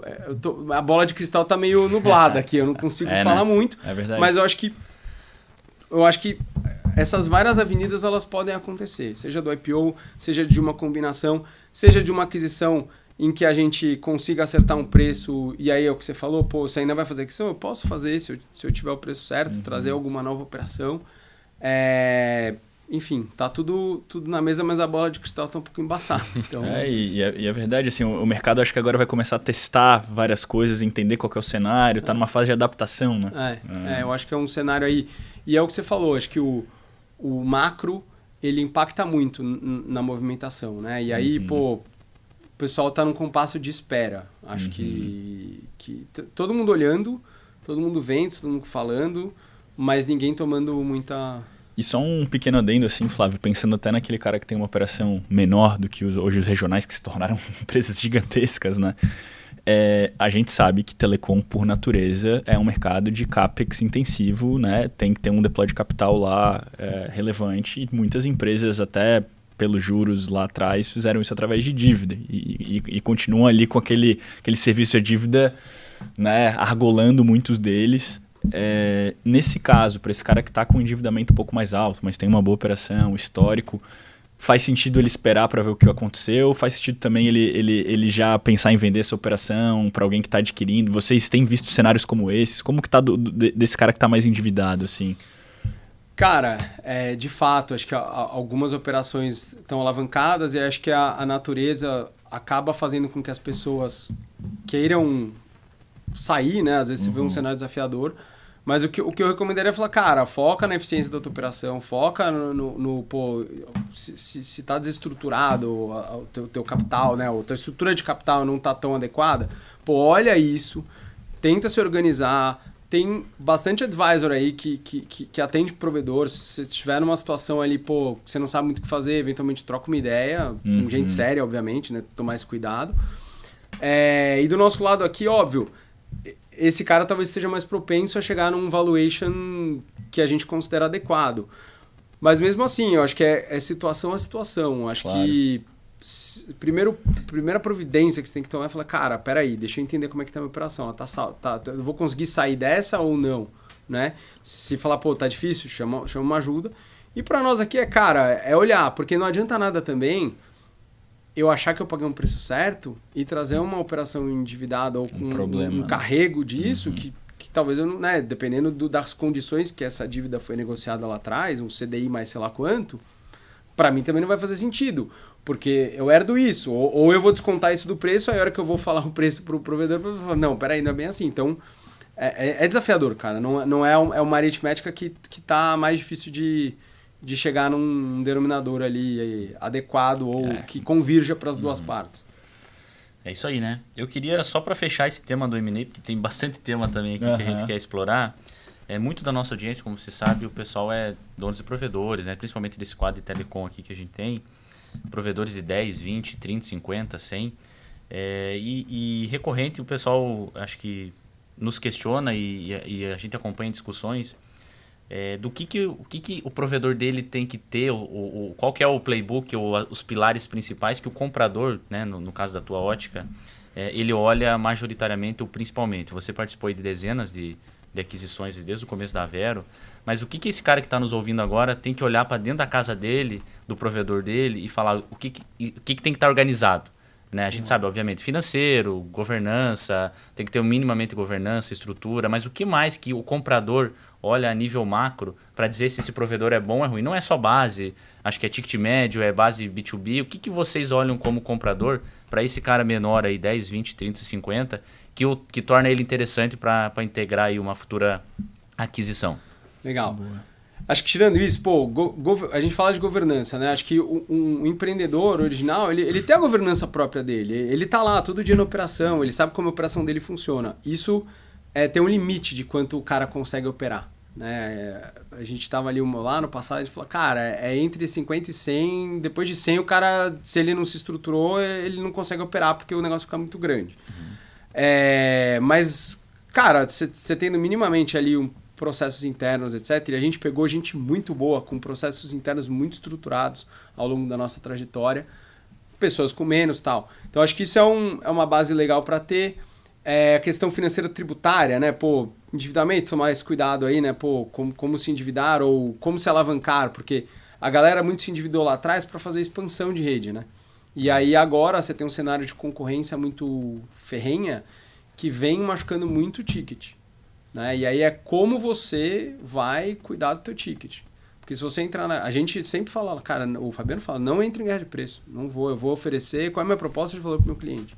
Então, cara, a gente olha assim, ticket, tá? É importantíssimo olhar e ver quão saudável é essa base. E market share, né? Ticket e market share, pô, eu adquirir alguém que, pô, não está numa posição ali de relevância na cidade em que ele opera, putz, eu vou ter que rampar aquilo lá, talvez seja melhor eu fazer o deployment do CAPEX e lançar rede na cidade, ao invés de comprar alguém. Então, acho que operação enxuta, ou, né, pô, focar em, pô, ticket, ser líder, operação enxuta. Então, pô, principalmente agora, fazer expansão. Olha com cuidado para onde você vai expandir, como é que você vai fazer esse investimento. Indo para os temas mais ali burocráticos, né? Cara, tributário. Tributário é um negócio que às vezes mata a operação. Porque o empreendedor, ele foi lá, ele empreendeu e óbvio, o empreendedor ele tem uma propensão a risco maior do que necessariamente um investidor ou um cara mais estruturado. É normal isso acontecer, não é errado. Uhum. O grande ponto é o quanto de risco ele tomou e o quanto ele não resolveu desse risco. Porque se ele tomou um risco lá e depois ele foi resolvendo, ele foi de fato endereçando, ele foi ajustando a operação dele ao longo do tempo, esse risco ele vai se diluindo. Então você consegue ter uma operação mais saudável / vendável desse ponto de vista de risco. Agora, se você não está olhando para isso e você não vê isso como relevante, aí é um problema. Porque, cara, aí uma hora vão bater lá na tua porta e vão te dar alguma continha para pagar. E aí isso penaliza o valor lá que você vai receber de alguém que vai te comprar. Ou às vezes até do tamanho da contingência, às vezes inviabiliza. Você fala, cara, não quero. E óbvio, outras questões lá de informalidade, né? Não só tributária, mas informalidade de poste, rede. A gente sabe que é um desafio o tema poste, mas a gente procura uma alta regularidade. E a gente, quando faz lá no playbook que eu falei, um dos pontos é regularizar poste, né? Ainda que eu assuma que eu eventualmente pegue alguma operação que não esteja 100% regular, a gente sempre foca no cara que está o mais regular possível. E aí por que a gente fala isso? Não é só para ter a segurança de que minha rede vai servir meu cliente bem, mas é um custo que não está lá na operação. Então não é justo, não é comparável o cara que tem um alto percentual de regularidade versus o cara que não tem, porque esse custo não está balanceado. Então isso também é objeto de ajuste de preço ou ajuste lá no valuation. Entendeu? Então acho que é um tema relevante. E, de novo, ser eficiente, dar um passo, né, medir os passos que você dá. Então se você operar bem na tua região, continua operando, continua defendendo tua base, continua defendendo teu ticket, e a hora que for dar um passo, expandir para uma outra, estuda bem o mercado, vê se realmente é aquilo e tal. E óbvio, se acreditar, se falar que faz sentido, tem um oceano azul ali, vai lá e bota o dinheiro, mas tomar muito cuidado para não sair lançando fibra adoidado. Ampliando base a qualquer custo. Né? Colocando porta que depois você não consegue ocupar. Ou talvez também trazendo clientes ali que não tem nenhuma análise mínima de risco, de crédito. Então o tamanho também não seria um cara de 50 mil, pode não ser interessante, e um de 10 mil pode ser muito interessante. Acho que o que conta, acho que você falou um outro ponto que eu esqueci, que é a inadimplência. Então como é que está a qualidade da tua base na questão de o parque tecnológico, talvez, se o cara usa equipamento homologado. Assim, o cara usar um equipamento que não é Tier 1, beleza, a gente sabe do desafio. Mas, pega lá um Tier 2, ok, só que, pega o equipamento homologado, né? Não vamos trazer lá embaixo do braço, que aí fica mais difícil. E acho que a inadimplência também. E aí, a gente sabe do desafio, eu vou colocar um Serasa aqui, ou um Boa Vista, ou qualquer outro birô de crédito. Me custa lá tantos reais de cada venda, cada potencial venda que eu vou tentar. Mas acho que o payback desse cliente precisa fazer sentido. Porque você vai lá, instala, põe um NU na casa do cara, o cara churneia daqui a 1, 2, 3 meses, e aí o que você faz? Aí você não consegue recuperar o NU, e aí você entra naquela dinâmica. Então, acho que tem que tomar esse cuidado sim. E aí o que você falou de tamanho, aí a única coisa é comprar e integrar tem um custo. E aí depende muito do quanta energia você tem disponível para alocar nesse projeto, né? Seja no custo, seja no tempo que você tem para alocar. Para nós lá faz sentido um provedor um porte um pouco maior, mas pode ser que para outras empresas o de 10 também faz sentido. Onde o de 10 faz sentido para mim? Estou dando exemplos aqui, tá, pessoal? O cara tá colado na minha rede, o cara tá numa cidade que eu tô, num bairro que eu não tô, aí, pô, beleza, é fácil, né? Agora, ele tá em outra região, outro lugar, aí talvez eu precise ir atrás de um cara de um porte um pouco maior. Muito bom. Ô Flávio, entrando agora um pouco no ambiente regulatório, obviamente do setor de telecom, né? Como que tu avalia a evolução desse ambiente ao longo desses últimos anos, aí, desde a tua entrada, do início da Vero, vamos dizer, até hoje? Quais são os principais desafios? Quais são os temas ainda na mesa? Queria entrar um pouquinho assim nos assuntos que fazem parte do dia a dia de vocês lá na área de assuntos corporativos, né? Legal. Bom, saindo do M&A para o institucional, regulatório, eu acho que o cenário regulatório, a gente está num setor que, diferentemente dos outros setores regulados, ele não é um setor monopolista, né? Tem outros setores que são regulados e não são monopolistas, mas você pega o base case, por que existe a regulação? Para justamente regular setores em que você tem monopólio. Aqui não é monopolista, aqui principalmente depois das alterações regulatórias que permitiram na fixa a modalidade de autorização, hoje você vai lá na Anatel, pega um engenheiro que precisa ter CREA, preenche os formulários, tal, você consegue tirar rapidamente uma outorga de SCM. R$400, né? R$400. É isso. O Baigora até falou lá no episódio, eu não marquei o número, mas é super barato. Você precisa ter o CREA, preencher os formulários, regularidade fiscal, tal, pum, saiu. E isso permitiu que hoje você tenha uma plena concorrência no mercado de banda larga. Na móvel é um outro bicho, né? E aí depois eu falo um pouquinho da móvel. Então a Anatel, minha visão, e a Anatel, a gente fala muito da Anatel olhando só esse bichinho, né? O SCM, o móvel. A Anatel regula radiodifusão, regula outras coisas. Então é uma agência mega estruturada, perfil mega técnico. Eu acho que a Anatel teve vários acertos, acho que teve aí revisões regulatórias relevantes, simplificações regulatórias relevantes ao longo do tempo. E tentando acompanhar a evolução tecnológica, né? Quando eu entrei, a fixa ainda, o telefone fixo ainda era relevante. Hoje, não mais. Antes, quando eu entrei, o SEAC, né, ou a famosa, abre aspas, leigamente falando, TV a cabo, era relevante. Cara, hoje é o streaming. Então, a Anatel está num momento, na minha visão, de inflexão ali e de redirecionamento, reposicionamento da missão ali, o que ela vai regular. Tem discussão de IA, que eles estão participando, cibersegurança, que eles estão ativos pra caramba.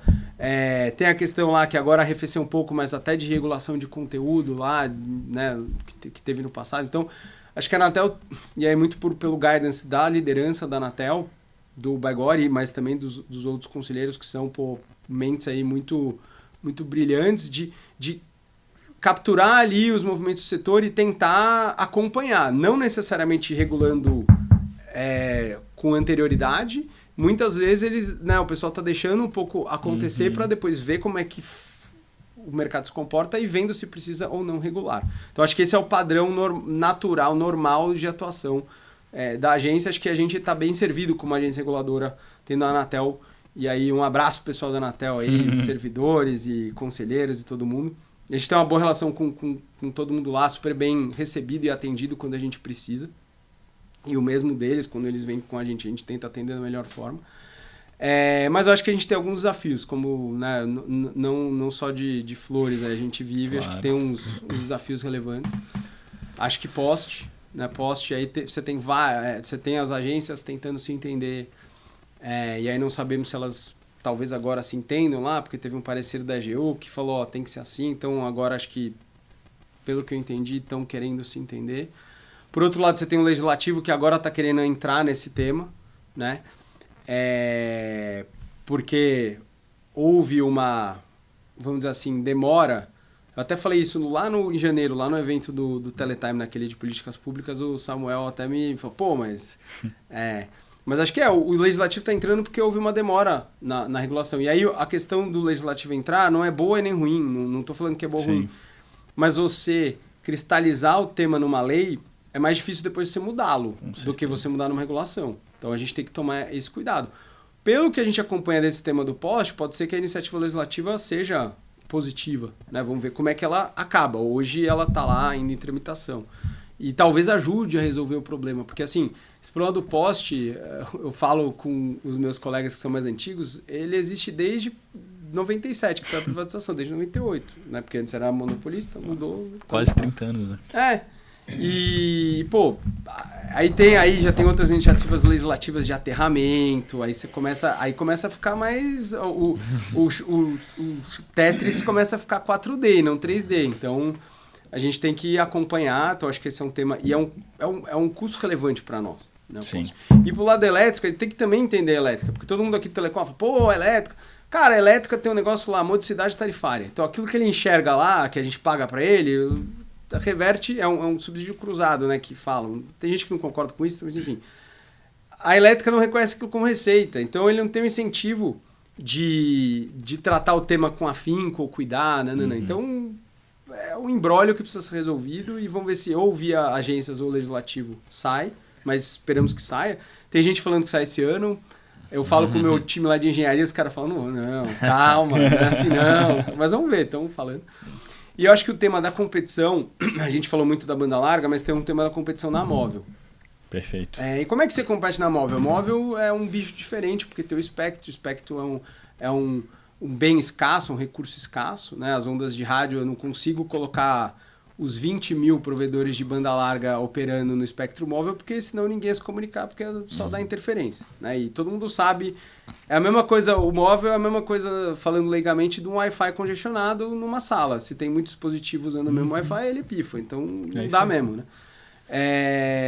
Só que a gente precisa permitir, na minha leitura, que esse mercado, para quem queira, você tem a modalidade do MVNO que a gente opera. Onde entra a regulação? A regulação entra para permitir que você tenha novos entrantes nesse mercado, respeitando regras, disciplinado, né? Não é, enfim, tudo lá é bem colocado e remunerado, que acho que isso é o mais importante. Você está usando uma infraestrutura de terceiros para operar essa rede móvel virtual. Ela precisa ter um mínimo de remuneração para você ter um incentivo, não adianta você forçar, o cara fez o CAPEX. Então, é uma discussão também complexa, mas que eu acho que a Anatel ali, ela pode ajudar a permitir os entrantes terem um mínimo de segurança para quem opera nessa modalidade de MVNO. E aí o MVNO ele se reparte em dois aspectos, né? Tem muita gente olhando só o IoT e o M2M, e a gente não, a gente serve o nosso consumidor final. Claro. Eu entrego para o humano usar no celular dele. Essa é a minha tese lá. E é a minha tese de convergência. Né? Hoje eu ofereço tudo. Ofereço móvel, banda larga e serviços digitais. Então, o que a agência tem de desafio na minha leitura é como que ela vai garantir o acesso dessas pessoas de forma disciplinada, de forma regrada, para que não impacte quem está lá fazendo investimento em CAPEX e ganhou o espectro, pegou a outorga, etc. Mas, e fazendo uma pesquisa rápida de internet, você pega mercados maduros, principalmente Europa, Alemanha, Reino Unido, tem lá o Japão, você tem um share ali que fica entre 15% e 20% dos MVNOs. E com várias submarcas, white labels e etc. Mas assim, tem operadores virtuais focados nesse nicho de negócio. O único país que tirou a proteção regulatória, né, ou retraiu a proteção regulatória, e aí esse mercado encolheu, salvo engano, aí posso estar enganado, tá? Depois a gente vê na internet, mas foi a Espanha. A Espanha tirou meio que o anteparo regulatório e o mercado que era de 10 caiu para acho que 2 ou 3. Então, acho que esse é um tema que vale atenção. Foi um tema discutido no PGMC, o PGMC passou, está em processo lá de reconsideração, vamos ver o que sai. Não sei se também vai ter alguma iniciativa, acho que legislativa não escuto tanto, mas vendo se tem algum outro caminho de permitir essa regulação do MVNO como um mercado a ser observado e regulado. Mas a mensagem aqui é um desafio. Como é que você traz um mínimo de competição para móvel por meio do MVNO? Acho que é isso que a gente tem que pensar. Não, e perfeito, só corroborando aí o que o Flávio está falando, eu fiz uma pesquisa rápida aqui nas IAs. Europa tem uma média de 19% dos assinantes utilizando MVNO, Japão quase 13%, então realmente é um mercado bem desenvolvido. Aí já trouxe ao vivo aí. Já ao vivaço aqui, né? O cara... utilizando a ferramenta aí, né? É isso aí. Ô Flávio, então eu vi também, a gente sabe que você é membro do conselho da Associação NEL, né? Inclusive, Perfeito. abraço pro Chuck aqui, que foi o nosso primeiro convidado. O Chuck foi o cara que Nosso padrinho. inaugurou o podcast Leste Maio. Um abraço para ele. E pegando um pouco dessa linha da regulação, a tua participação na ANEEL ou nas pautas da ANEEL também vai muito de encontro, então, com essas pautas regulatórias. Tem alguma pauta que você pode compartilhar como membro da associação que também vai de encontro com essas mudanças regulatórias? Ou é PGMC, Norma 4, MVNO, enfim, assimetrias regulatórias? Qual que é a atuação tua lá também, para a gente entender um pouquinho? Eu estou no conselho da ANEEL desde 23. Um conselho excelente. O Fabiano, né, o seu Davero, tá como presidente da Telcomp. Então a gente vai ter aí até... meus colegas de conselho da ANEEL já sabem, mas eu vou fazer depois a minha renúncia formal, tá na próxima reunião, preciso falar com eles até, pessoal, não mandei mensagem lá no grupo, mas enfim, a gente vai ter que fazer uma desincompatibilização aqui, vai ser o Flávio, então eu vou deixar o conselho da ANEEL em breve, mas por conta dessa desincompatibilização, e a cabeça não é uma versus a outra, é basicamente para não criar um conflito. Eu vou continuar como associado da ANEEL, a gente participa muito da ANEEL, a ANEEL tem uma reunião lá, o Chuck organizou. E abraço pro Chuck, gente finíssima, o Luiz Henrique também, o Breno da Brint, que é o apoiador institucional de vocês. A gente participa das 3, tá? Só para deixar claro. E contribui com as 3 de forma agnóstica, assim. A gente tá pró-setor, tá? O Chuck tem lá reunião segunda-feira, às 5 da tarde, tem a reunião do Chuck lá que, entra o pessoal debatendo todos os temas. Tanto o time da Telcom quanto o time da ANEEL, tem um apoio de consultores de primeira linha. Então, galera ali muito boa, muito capaz. Eu acho que um tema que as duas associações, mas acho que a ANEEL tem aí um projeto bacana que em algum momento eles vão divulgar, que é a questão da informalidade. Tem alguns associados, sim. A gente não sofre tanto, mas alguns associados de uma determinada região do Brasil têm sofrido bastante, então é um tema que está no radar, né? Como lidar com esse novo problema. Acho que tanto o Telcomp quanto o NEL também estão muito focadas na questão do poste, e aí com iniciativas diferentes, mas todo mundo remando para o mesmo lado. E, cara, acho que cada associação tem o seu... A ANEEL tem uma convergência maior de ideias porque congrega muitos provedores, né? Então, é um DNA, a ANEEL é um DNA de provedor, e o DNA da ANEEL... Eu não peguei essa fase, mas começou por conta da negociação do SEAC, né? Os provedores se unindo para negociar conteúdo. Até hoje eles têm isso, tem um time lá brilhante também nessa parte mais comercial. E a Telcomp já é uma agregação de outros segmentos que não só os provedores. Então tem lá o atacadista, o cara do satélite, né? Tem o pessoal do IoT M2M. Então é um perfil... tem uma diversidade maior dos associados, e aí cada uma dessas associações tem as suas pautas e questões, mas eu acho que o grande ponto que eu sempre falo com todos os presidentes, eu falo, cara, vocês têm que se unir, vocês têm que pegar os temas de convergência e botar todo o peso institucional que vocês têm, porque essas associações, todas elas são muito reconhecidas lá em Brasília, né? O peso delas é muito grande, elas têm uma credibilidade muito grande. Seja no legislativo, seja no executivo, seja nas agências. Então, assim, cara, junta todo mundo. Quais são os temas de convergência? Vamos junto, vamos colocar mais força. Ah, tem um tema que não tem convergência? Então, beleza. Aí você faz uma atuação mais focada, pontual. Então, mas acho que as discussões são muito, muito boas nas associações. Acho que o conselho da ANEEL, colegas de conselho, umas discussões de alto nível. Telcomp, participo lá dos comitês da Telcomp também, discussões de alto nível, e cada uma focando no seu perfil de associado. A Brint, a gente tem muito contato lá com o pessoal, participa um pouco menos da Brint, mas é associado também. O Breno, que é o CEO o presidente lá, acho que é o chairman, né? Não sei qual é o cargo, mas é o presidente da Brint. Ele foi um dos que fez M&A com a gente, né? Então, a Plug de Minas Gerais.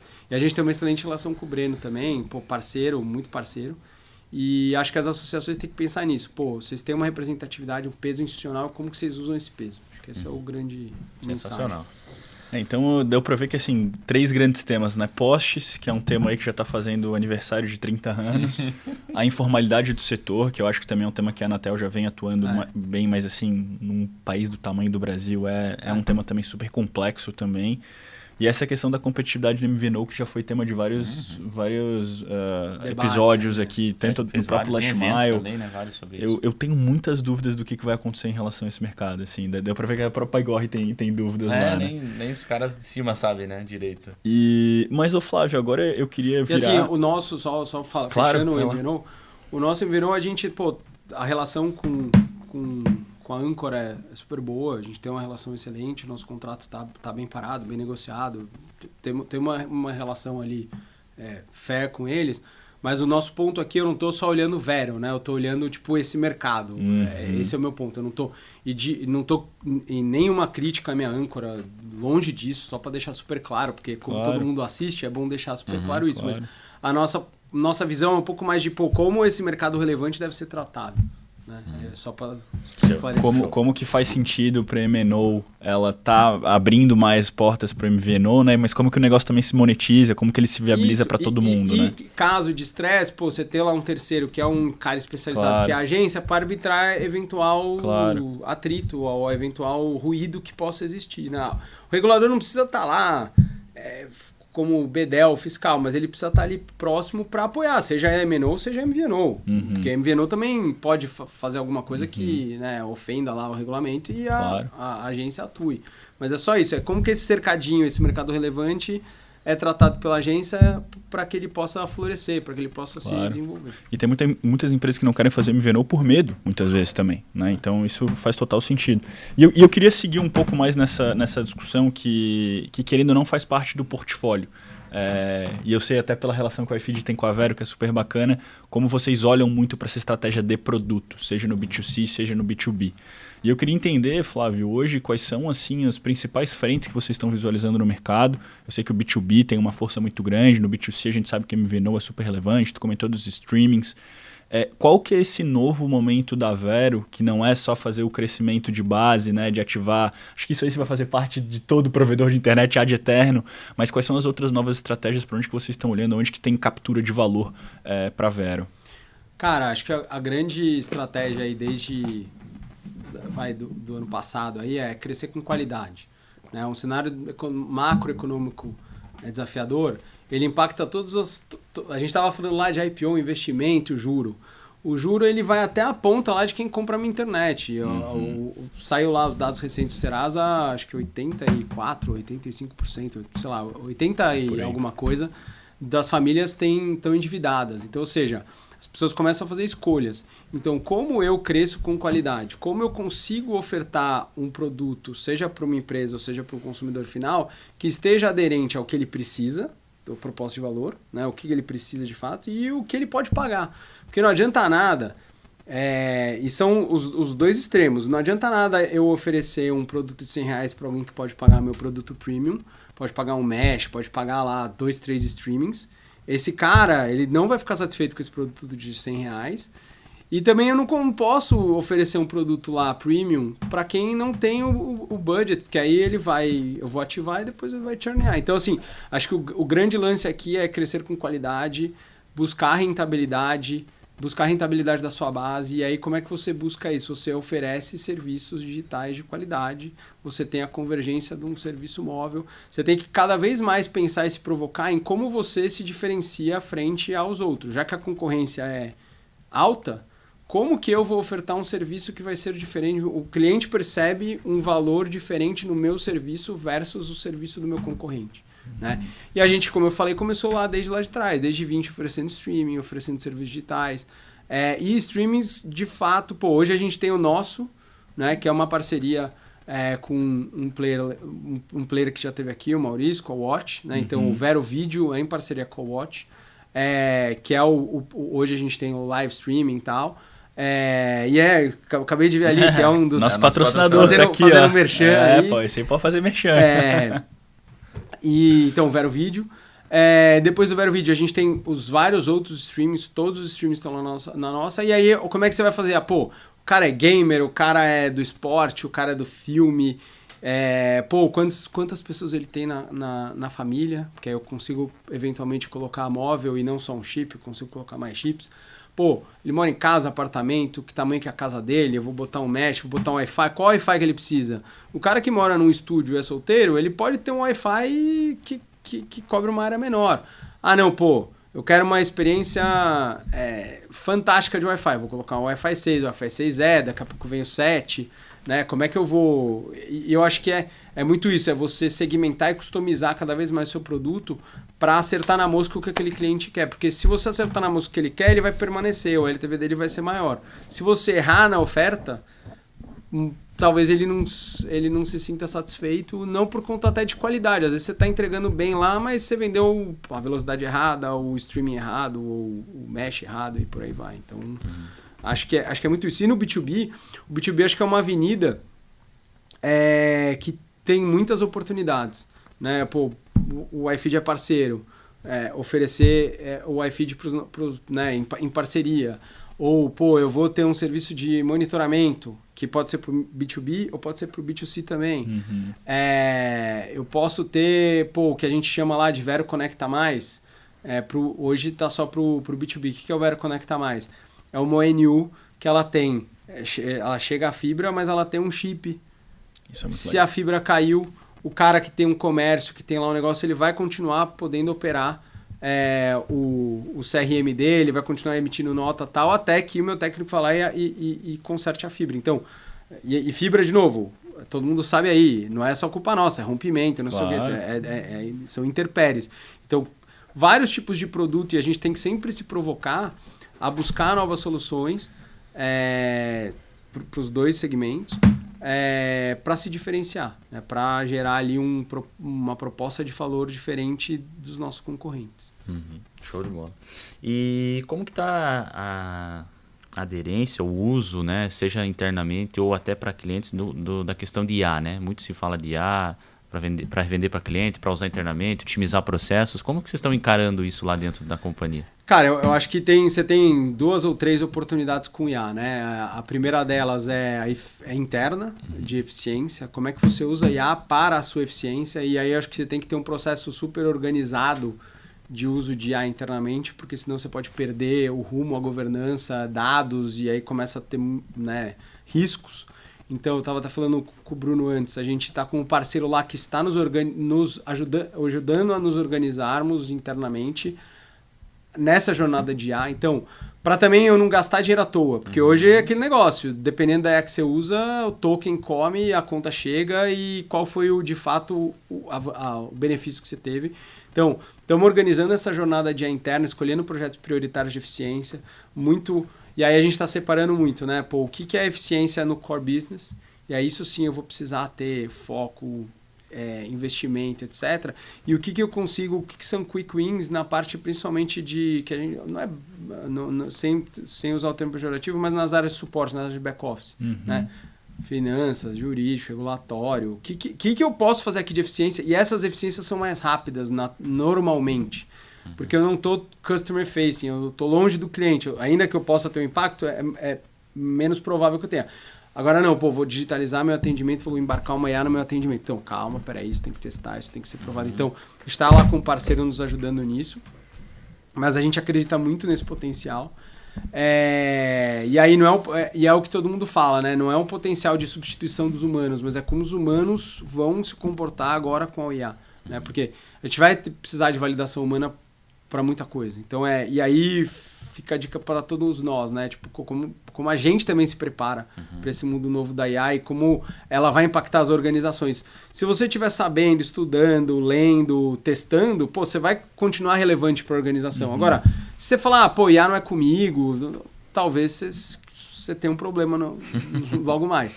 Acho que tem um outro ponto, que é a oferta para os clientes. Então, hoje, no nosso portfólio B2C, a gente já tem um parceiro que ele tem os LLMs embarcados e a gente oferece isso para os nossos clientes. Legal.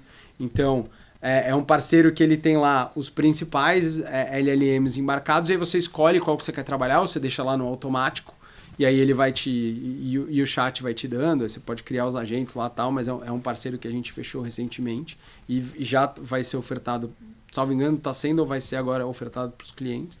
Acho que para o B2B aí é um pouco mais diferente, você tem que eventualmente ver direitinho, customizar. Uma coisa é PIM e tal, que aí você consegue oferecer um produto não igual, mas mais próximo do que é para o B2C. Agora, para grandes contas ali, você tem que tomar um pouco mais de cuidado com como ofertar.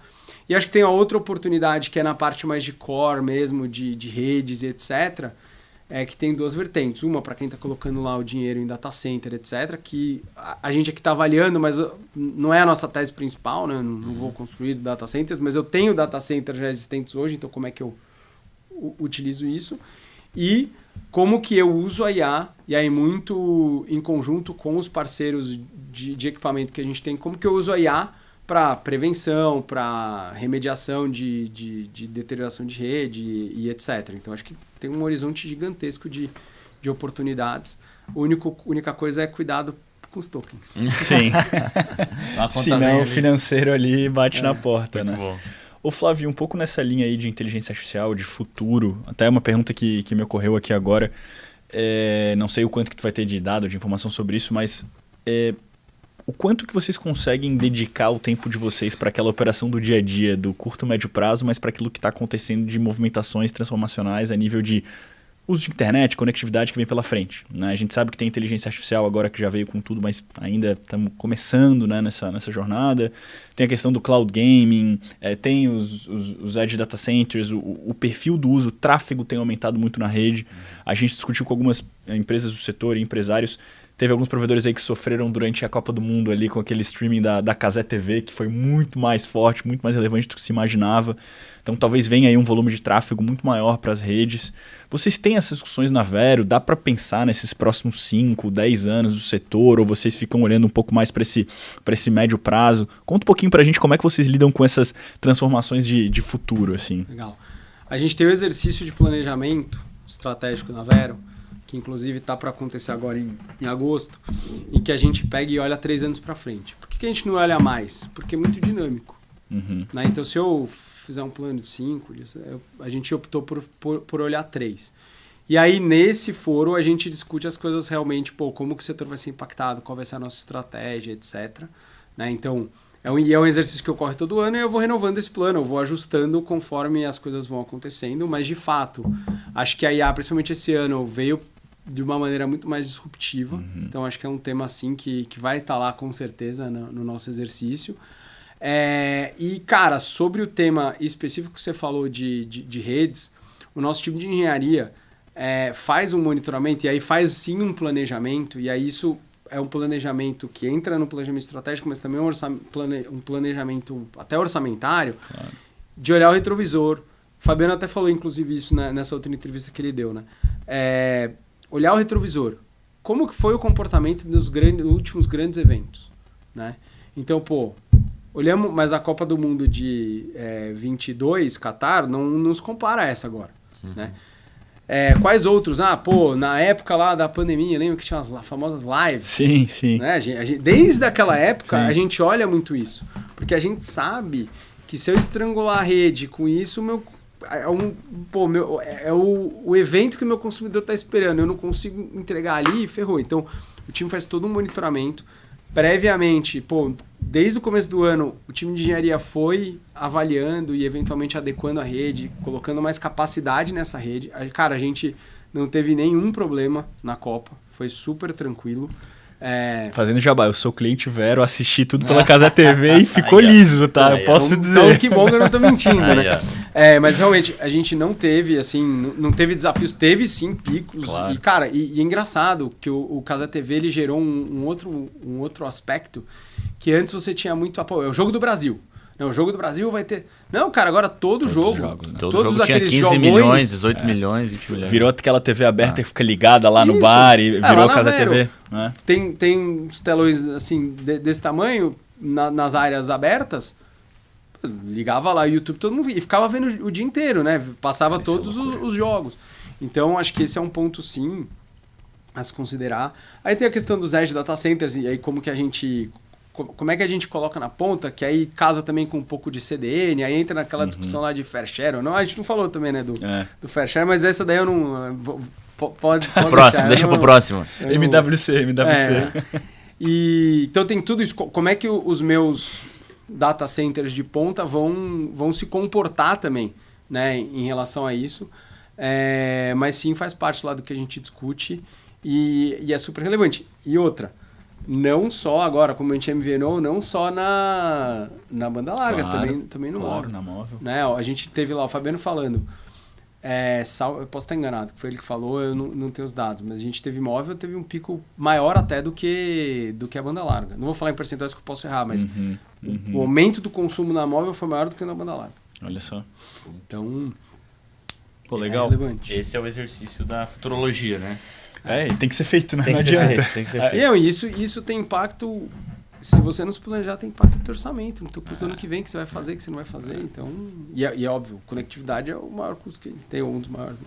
Querendo ou não, é o core que ninguém pode esquecer, né? Se o cara no final do dia não conseguir assistir o YouTube dele quando ele precisa, quando ele quer... Não, e até a gente, por exemplo, você falou disso, né? A gente fica monitorando muito naquele lá, tem outras ferramentas, mas o mais usado é o Down Detector, né? Sim.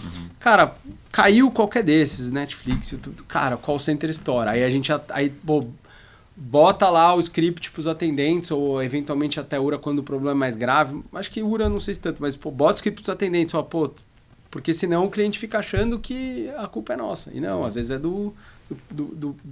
da plataforma. Claro. Aconteceu bastante, né? Quedas da plataforma em si que respinga lá no provedor, né? É isso, né, Bruno? Que aula, né? Pô, muito legal. Vamos ter que marcar outro papo, coisa não boa. Tem jeito. Vamos ter que já deixar agendado aqui, já com o estúdio aqui, já deixar agendado um outro papo. Mas, Flávio, que legado que você gostaria de deixar na companhia, cara? Cara, o maior legado... No pulo, hein? Acho que o maior legado é ter visto, né? E a gente ainda está construindo esse legado, mas o maior legado é ter entrado numa operação de 130 mil assinantes e estar hoje numa de 1.300.000, né? Acho que, isso tudo construído com muito suor, muita dedicação. Então, assim, e deixar uma companhia, não vou estar lá para sempre, mas deixar o negócio organizado para quem for tocar ela depois da minha saída, da minha transição, sei lá. Aposentadoria, né? Não, sei lá. Ir pescar e tal. Sei lá, não sei não. Tem 2 filhos, tem que continuar trabalhando. Que isso. Legal. E também queria deixar um espaço aberto agora para tu aí, não sei se depois o Bruno também faz as considerações dele, mas de algum tema que a gente não tenha mencionado, algum recado paroquial aí, alguma coisa, porque foram muitos temas, a gente abordou muitos, né, mas o tempo voa aí quando o papo é bom, mas deixar o espaço aberto aí para ti agora, cara. Pô, obrigado. Não, cara, é só agradecer, acho que a gente já falou bastante, eu falo pra caramba, então não quero tomar mais tempo, mas, de novo, agradecer a oportunidade, é um prazer estar aqui com vocês, acho que vocês estão fazendo um trabalho de melhor qualidade, assim, é muito legal. A qualidade editorial, a qualidade técnica dos episódios, o estúdio aqui que vocês têm, de verdade, parabéns pelo trabalho, obrigado aí pelo convite. E fico às ordens, a gente vai se encontrar aí nos eventos e a gente vai se falando.